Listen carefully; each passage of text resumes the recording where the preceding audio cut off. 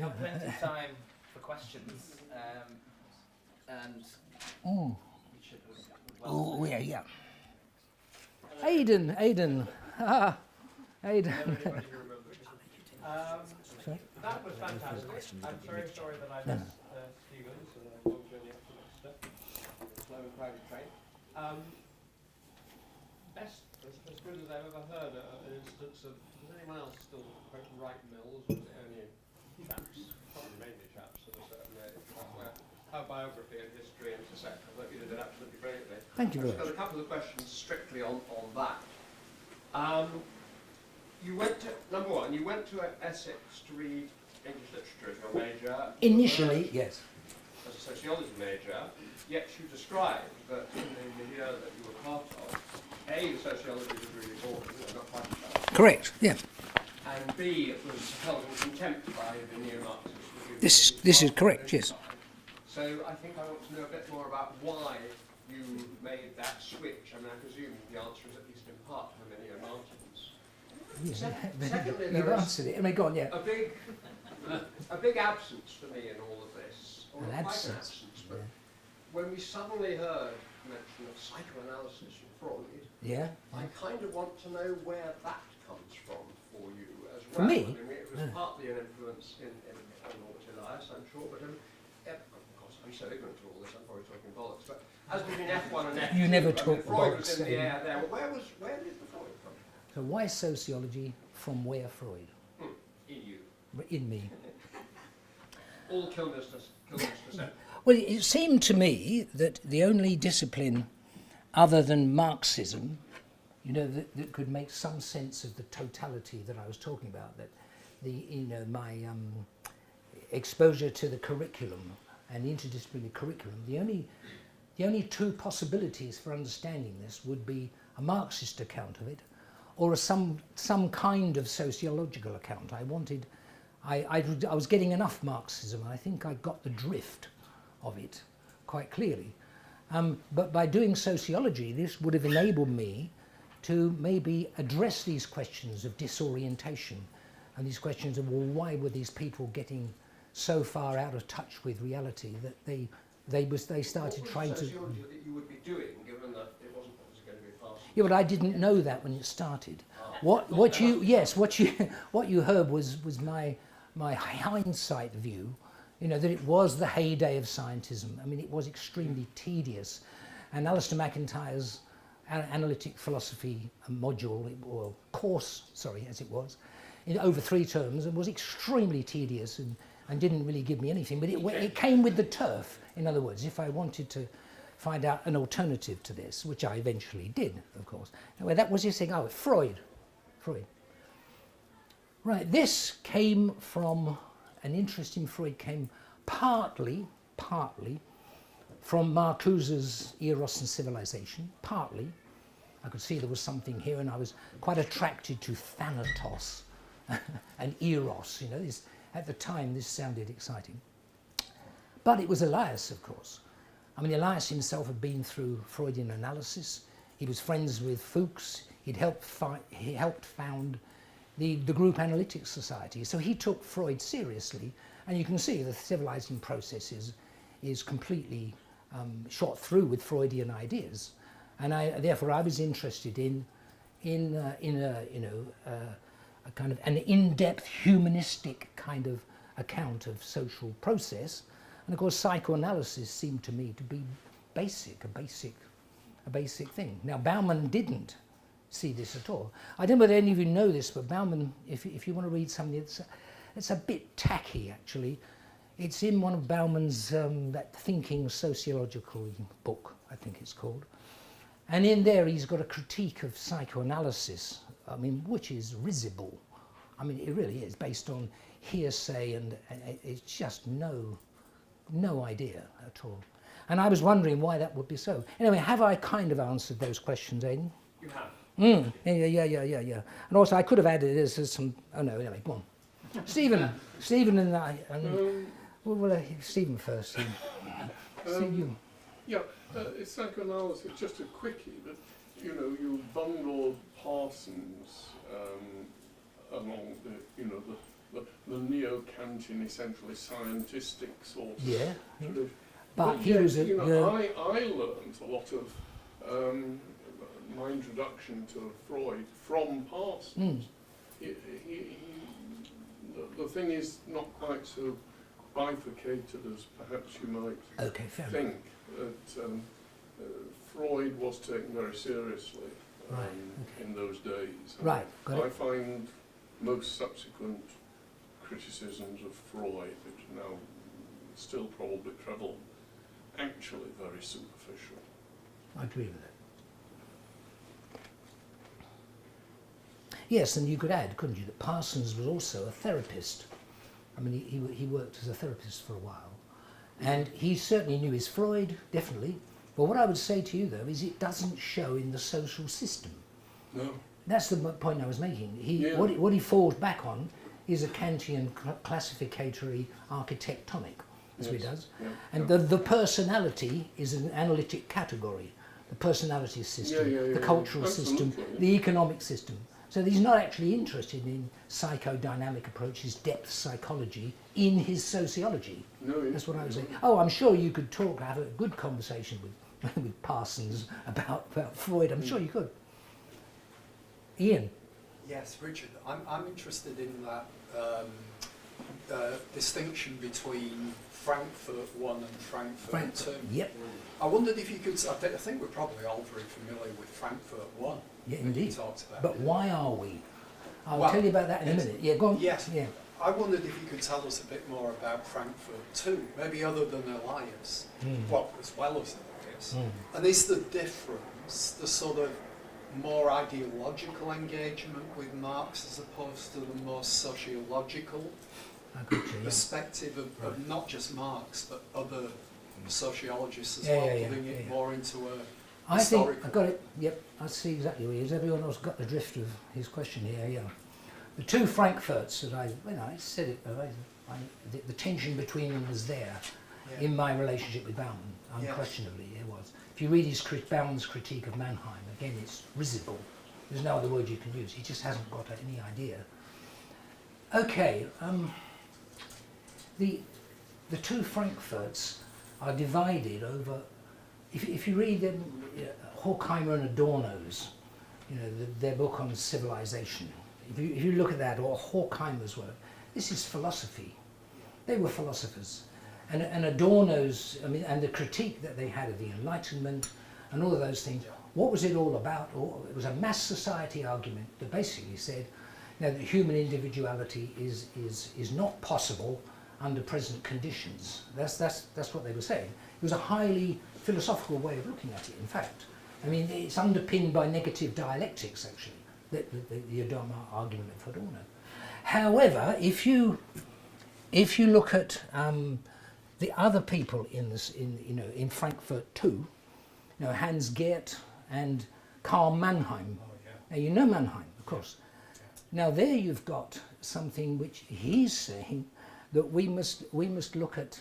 If we look at the world in this philosophical fashion, we're missing the nuances of human interdependencies. He wants a sociological account that would enable you to come up with sociological projects, sociological inquiries, which would illuminate the limits of the philosophical. That's what whereas the Frankfurt one, at least the philosophers amongst it, I can't talk about the economists who were there, whereas the other school just took for granted that they could make a philosophical critique of mass society and announce that human individuality cannot be forwarded in this present society, and it all needs to be changed. That sort of thing. I don't know whether I'm answering your question, Ian, but you're sort of on it here. It's a bit. It's a. I won't say it's a qualitative difference because I don't like this qualitative idea. A structural difference, if you will. Yeah. Interesting. One. If no one's going to say anything, can I just add another thing in? I'm not just telling anybody else.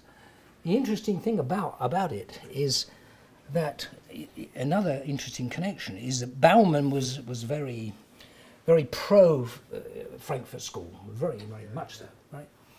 And a lot of philosophers were. But he was someone who wouldn't take Karl Mannheim seriously. He just couldn't take it seriously. He had to.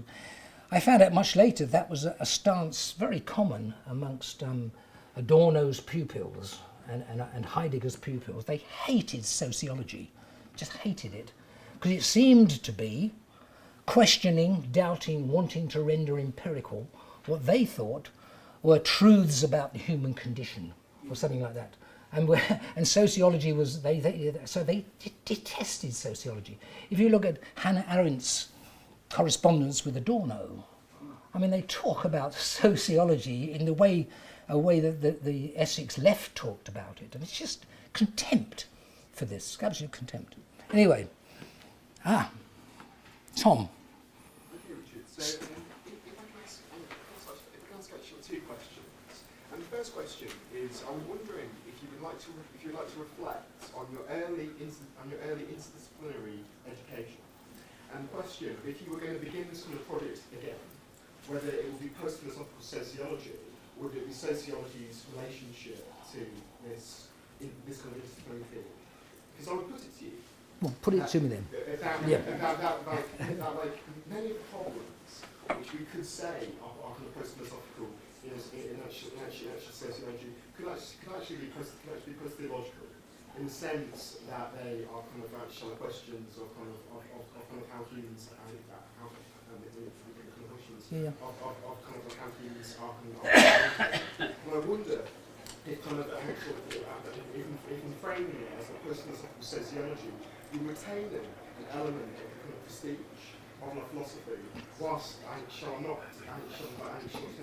account of the way in which sociology as a synthetic and as a synthetic body of knowledge is really drawing upon intellectual events which are broader. And my second question would be about the kind of the possibility of your own influence on actual Bauman. My influence on Bauman? Okay. Because well, it was a relationship. Yeah, absolutely. And because the way that you're talking about philosophy, actually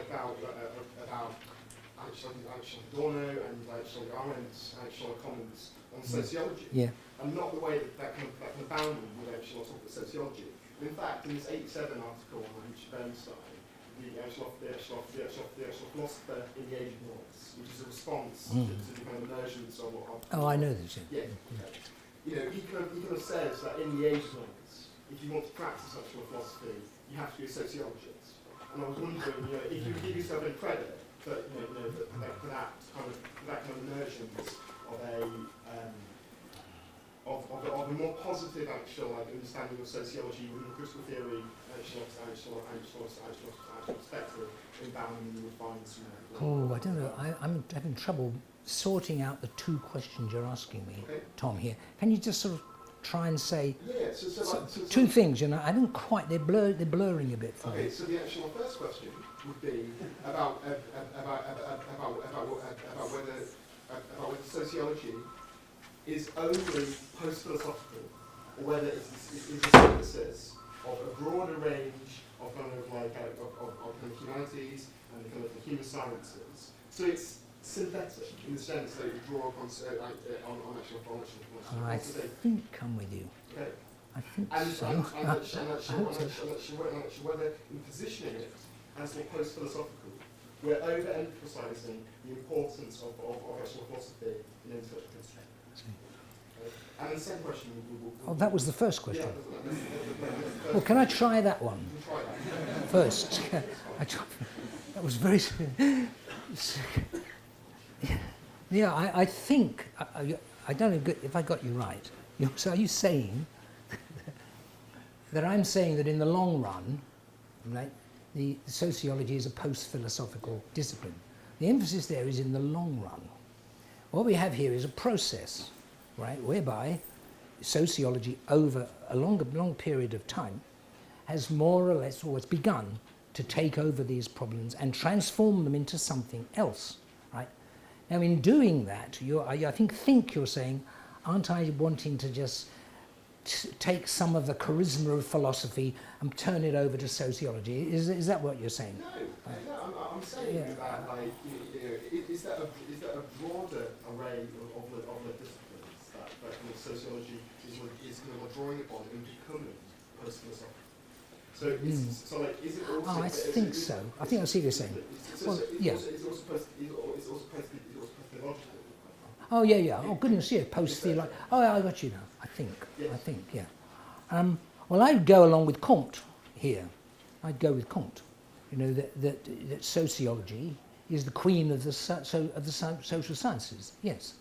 And I think so. If you're looking for a synthesis of the social science, it's already there. It's sociological, right?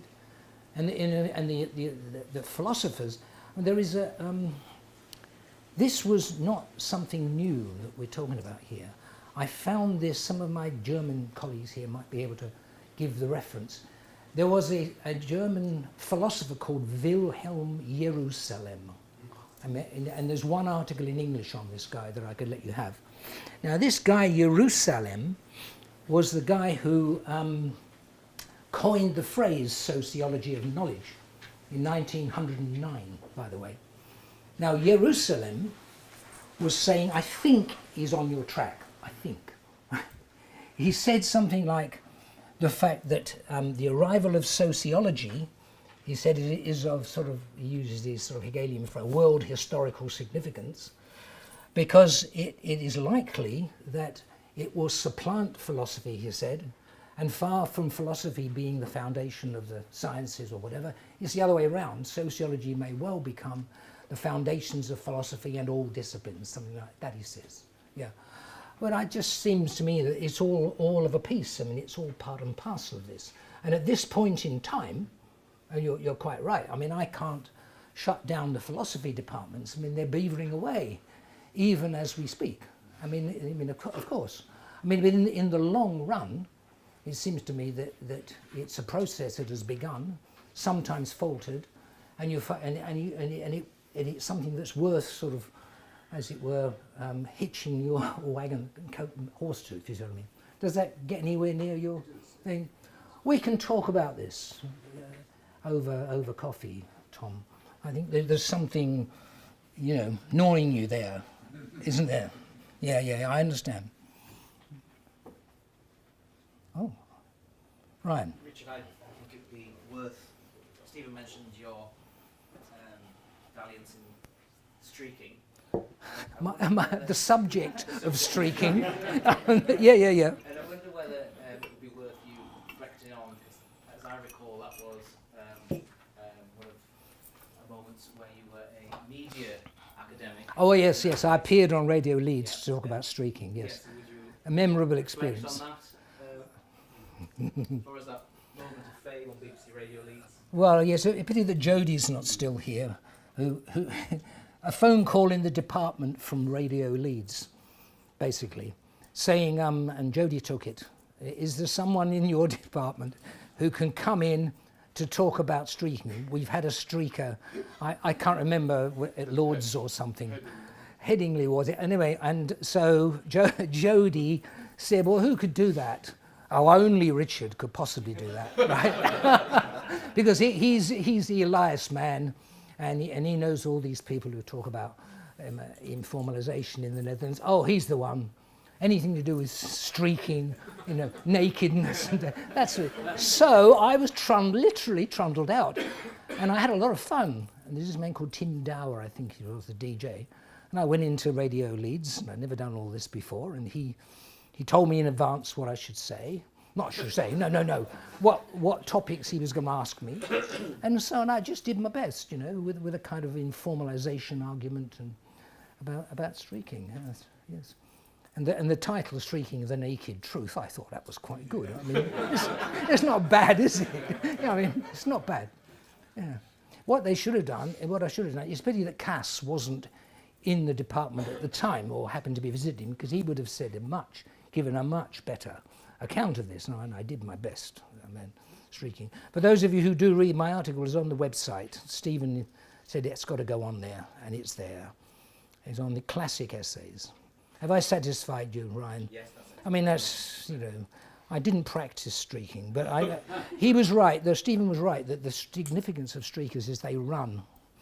And if they didn't, if they just stood there, it would be indecent exposure. They run. And it's the frisson of the running that they get out of it. And that's it. It's an interesting subject. Nobody has done anything on it, though. Not that I know, apart from me. Maddie, this is my daughter here, yes. Are you going to embarrass me? No. But I wondered if you had like a dissertation or a PhD thesis that you've kind of supervised, or that one of your students that stands out to you that was really interesting. Ooh. Several of them are here. I've got to be a little careful here. They were all interesting, worthwhile, and yeah. Anyway, can I just sidestep that one, Maddie? Gordon Fife wants to say something. Gordon, is it about Leicester? Inevitably, it brings back memories of what life was like as a student in Leicester in the 60s. Excellent. Did I get something right? Yeah. I mean, I thought the emphasis on Freud was really interesting, because looking back, and I don't know what it was like in Essex or anywhere else, but Freud was on the reading lists for undergraduate students. And we did a course called Social Psychology. Oh yes, I know. We were expected to read the 2 lectures on psychoanalysis and all of that. And in a way, I think one could graduate at Leicester whilst having a fairly sort of vague idea of what Elias was about. But actually, you couldn't graduate without having some kind of knowledge of Freud, I would say. That's very interesting, that. Yeah. So in a way, one had an intuitive understanding of the but you didn't have. You certainly weren't going to read. I've got it. Yes. So I think the Freud thing, for me anyway, it was quite crucial to the kind of habitus that you came out of Leicester with. Good stuff, Gordon. Good stuff. The difference between Leicester and Leeds can be summarised around your point. In the early 70s, there was a course at Leeds on social psychology. There was a course. And sadly, the person... Sorry? Arthur Royce. Yeah. Sadly, though, and this was part of the syllabus that Bauman inherited, right? He came in, and there was already this course. The other courses, again, were standard ones, you know, theory course, industrial society is the usual thing. But there was social psychology. And it was a core module at Leeds. Well, sadly, the guy who taught it died, and Bauman used that sad fact that we no longer had anyone to teach it to quietly drop it from the syllabus, because he didn't think that it was what sociologists know. And I can remember him, Earl Hopper. There's a guy, and he became an analyst, didn't he? He was a Leicester guy. This is someone we're talking about. Is it Earl Hopper? He was a Leicester sociologist who became a psychoanalyst. And I remember Earl Hopper gave a paper at Leeds and it was quite an orthodox piece of sociology of education about equal opportunities and something or other. I can't remember. It was rather tedious. And it was all about mature students he'd mentioned, right, in this talk. And I mean, I got up and I was full of confidence, and I got up and I harangued Earl Hopper and saying that I was a mature student and this anodyne analysis doesn't capture the agonies I experienced. And I don't say this, and so on. And Hopper sort of nodded like this, because Hopper had just started on his training analysis at the time. He was in transition from teaching to this. And Bauman was kind of a little bit embarrassed by me saying these emotional things, you know. And I remember him standing up and saying, I won't attempt his Polish accent, but he was saying, no, we're not interested in human feeling states, he said. We're interested in sociology of power, or something like that. He would say these kind of gnomic statements, you know. And he quietly let social psychology go. And I think that says a great deal about the difference between Leicester sociology And what I would have wanted for Elias, I would have said, yeah, we've got to have social psychology. It's kind of answering your question, isn't it? I mean, yeah. So Bauman, therefore, if you read what Bauman cites of Freud, it's the usual suspects, civilization and its discontents is the one he quotes a lot. But he quotes the general idea of it. He didn't know anything. I mean, in this article I mentioned, or this treatment of psychoanalysis in the Thinking Sociological book, he actually says that psychoanalysis offers people false love. It sells false love to them, he says. And he says that the so-called transference, he says, and then he demolishes that or rejects it. He doesn't ever mention counter-transference. And the whole issue of the psychoanalytic setting, all of this is no sympathy, no idea about it at all. But good question, why was Bauman not interested in this? Anyone got any ideas? The only meaningful Dennis, dialogue would be an intellectual one. Yes. He was interested in the relationship between the intellectual and the public. Yeah, if you like, yeah. He thought that was a massive diversion. I'm sympathetic to what you're saying. Yeah. You're trying to reconstruct what Bauman probably thought, yeah. He was a rationalist, if you like. Yeah. And basically, in a way, sociology was a flag of convenience in many ways for what was basically a philosophical worldview that he had. Yeah. Bauman was a persuader. Yeah, a persuader, but a social philosopher I now describe him as, yeah.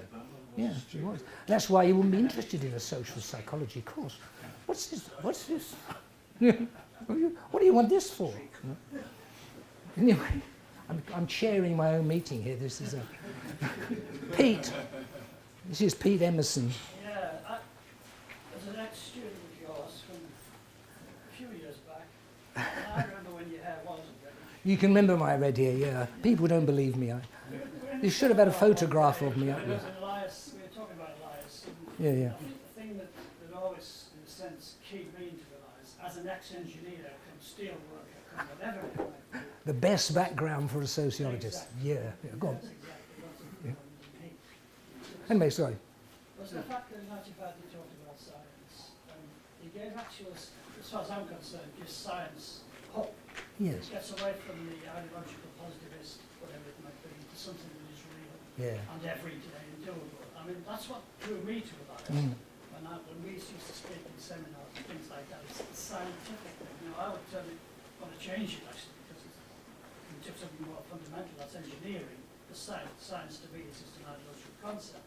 But do you think that's one of the key features of his work? Because I think it is. Yeah. I can't add to that. I mean, exactly. Yeah. So I mean, a lot of the time that people, a lot of the energy that people expend upon, on ideologies or being involved in some political activity involving an ideology, could be put onto something else. For him, a form of detachment is a precondition for sociology. Yeah. And it works on a day-to-day basis. Yeah. Some Can you just indulge me? physical Yeah. ideological notion. Maddie asked me a question, and I've skated over it.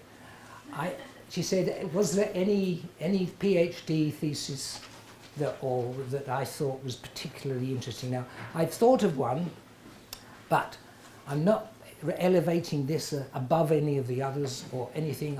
I'm just, there was one that just, and it's Ian Burkitt, who is here.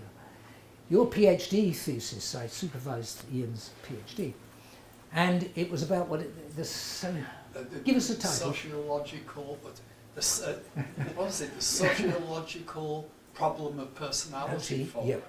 With special reference to. Well, there was a guy called Lucien Sèvres. Lucien Sèvres, Marxist, yes. And and the Frankfurt School and Elias. I was those three. That's right. Oh, and George Herbert Mead, the pragmatist. George Herbert Mead. Now that's right. Now this, it was a brilliant thesis, Ian. I'm not denigrating it at all. Thank you. But this is Maddie asked me for a thesis. Now that one stands out in my mind because it's still the only book I know that says anything about Lucien Sèvres. I don't think anyone's ever written about this French writer, French Marxist, I think he was, wasn't he? That's right. You know, who genuinely tried to integrate Freud into a kind of historical materialist perspective. Yes. He didn't just bolt it on like Erich Fromm does. No. He tried to integrate it. Now Elias, of course, fuses them in a very creative way. So that thesis, yes, you're addressing, it seems to me, some of the core. I mean, it's what Gordon's talking about. You know, you need a social psychology in sociology. It is crucial to know. This is why I didn't like Bauman ignoring psychoanalysis. And because this gives you some profound insights into human beings, into people's fears, their defense mechanisms. You know, in the Heilbronn interview, you know, when he was interviewed by Heilbronn, Johann Heilbronn, Heilbronn was the first person to get Norbert to say which books influenced him. He didn't like that. He wouldn't normally say that, you know. Heilbronn managed to do this, and one of them was Anna Freud's book on defense mechanisms. As soon as I knew that, it sent me off to this book, this thing immediately, yeah. And she was talking about the identification with the aggressor phenomenon. It's been talked about a lot since. Therefore, yeah, there's one, and I'm chairing my own meeting, and that's connected up with him, and it connects with Gordon. With the social psychology point, yeah. But I wish Cass had been there though when Radio Leeds rang. He'd have done a better job on the social psychology. Aidan again. Well, I can't see anybody else. I mean, Aidan. Can I ask you to reflect on interdisciplinarity as such, particularly in syllabi? I was very struck by your description, which I hadn't been aware of, although we probably talked about it over fine ales many times. I'm sure we did, yeah. And therefore, you know, amnesia sets in. About just how wide, you know, that department that you were in, and that was a first year, wasn't it? First year. There was presumably people have written, or I hope they have. I hope so. Sort of histories. There was quite a lot of this about my sister, who's younger than me at York. It was narrower in that it was only the social sciences, but by God, it was every single social science. It took, I think, 5 of the 9 terms. In the end, it proved unwieldy in various ways. But I kind of, you know, as somebody who did PPE at Oxford, and I don't actually know, and PPE goes back a very long way, and in those days, still in my day, you had to do all 3. And I decided that I wanted sociology, Marxism, I relate to that very much, to connect them. So I did 4. I kind of like that I was exposed, I probably have sort of wide and very shallow knowledge of many things, unlike you, have very deep knowledge of them. But you flatter me, what happens to the young people today? Indeed, what is happening to the young people today? This is Aidan, angry Aidan. Sorry. Has been, drugs and rock and roll. But, must be comment on it.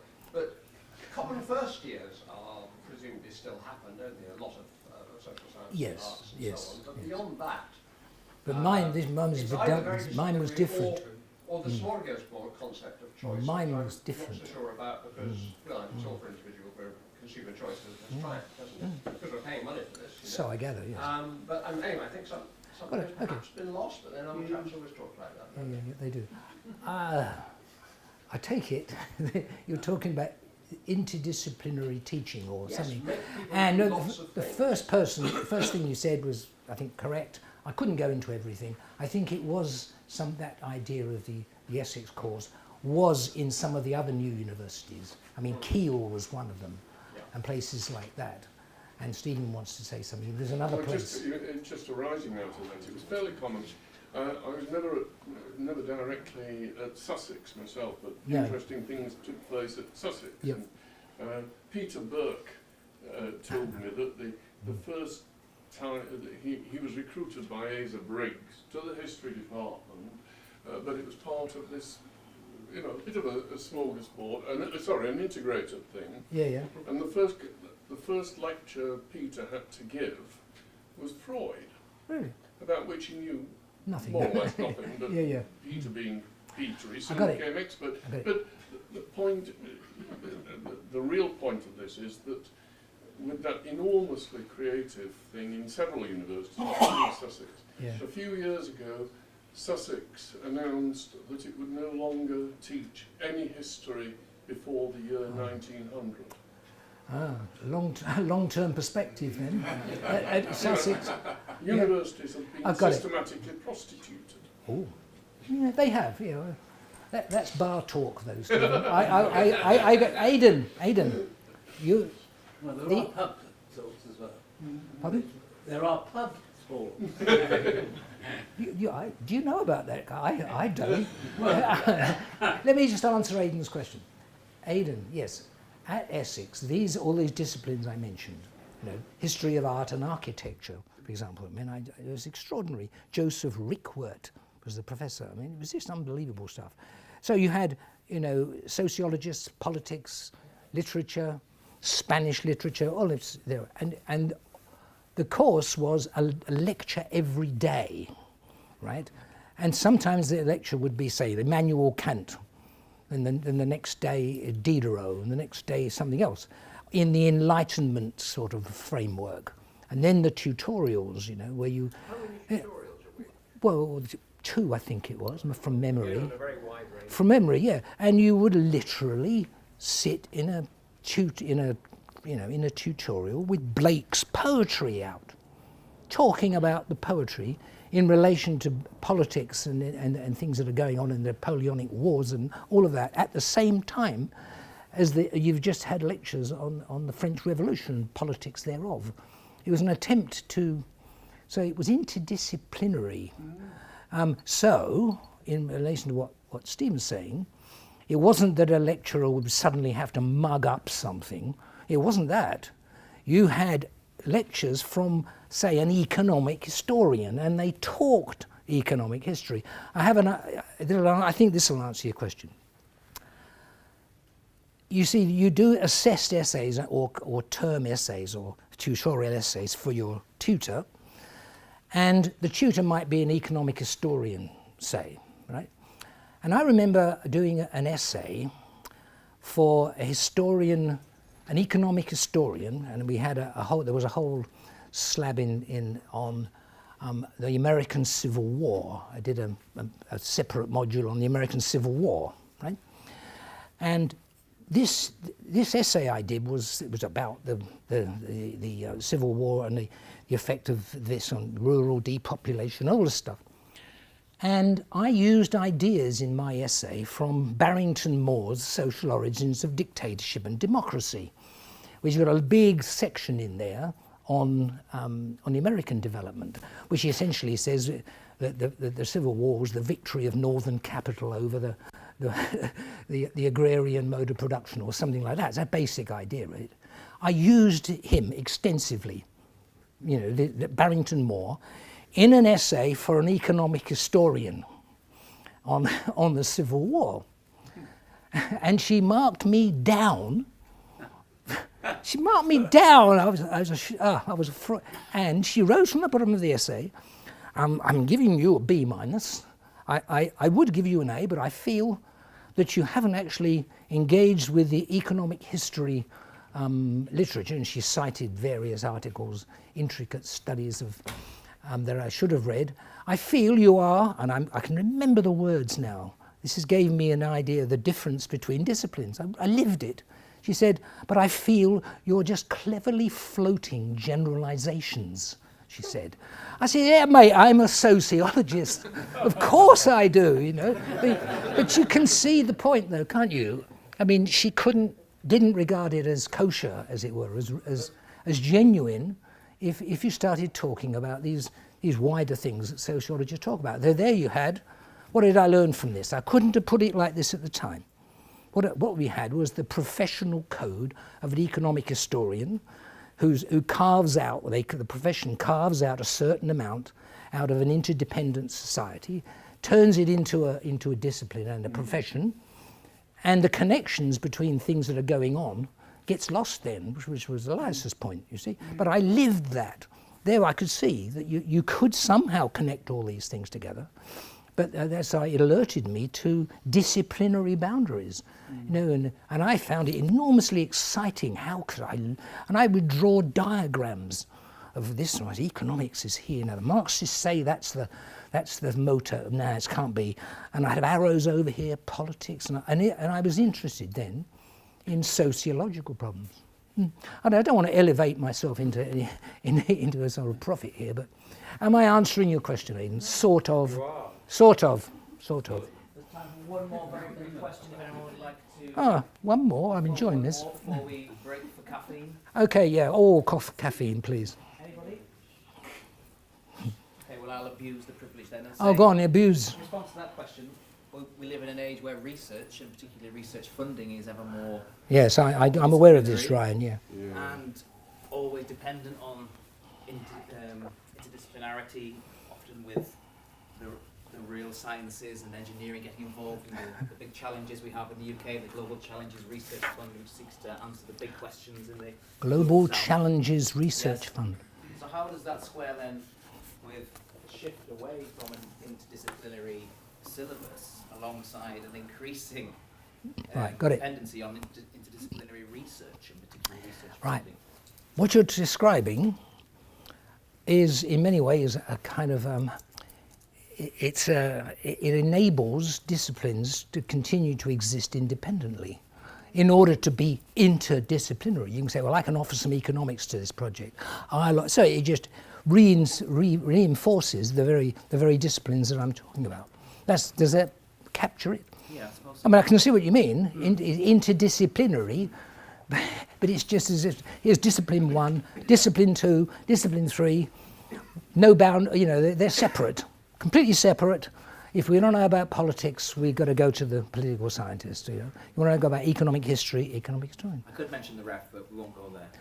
I've gathered, yes. Any younger people in universities, don't mention the ref. I don't know what it is, but I gather it's a demon of some sort. Yeah. Interdisciplinary, aren't we? Yeah. But if you go for a job in a particular school, you've got to be disciplinary. So there's a real difference there between how we're encouraged to be. You've got to be interdisciplinary. You've got to be able to talk. You go to a sociology school, you go to a geography school, you go to a business school, you've got to be disciplinary when you go to the interview. You're encouraged. Disciplinary. Oh, I see. Yes, of course, yeah. You still get appointed in, and it that perpetuates the. Okay, everybody. Well, it's anyway, time jolly good. for caffeine break. I'd like to say a big thank you to Richard and also to Stephen for an excellent session and a very personal and reflective window and insights into the development of this network, which has blossomed, and two key people who have carried that torch. So kind things. I'd like to thank them for that.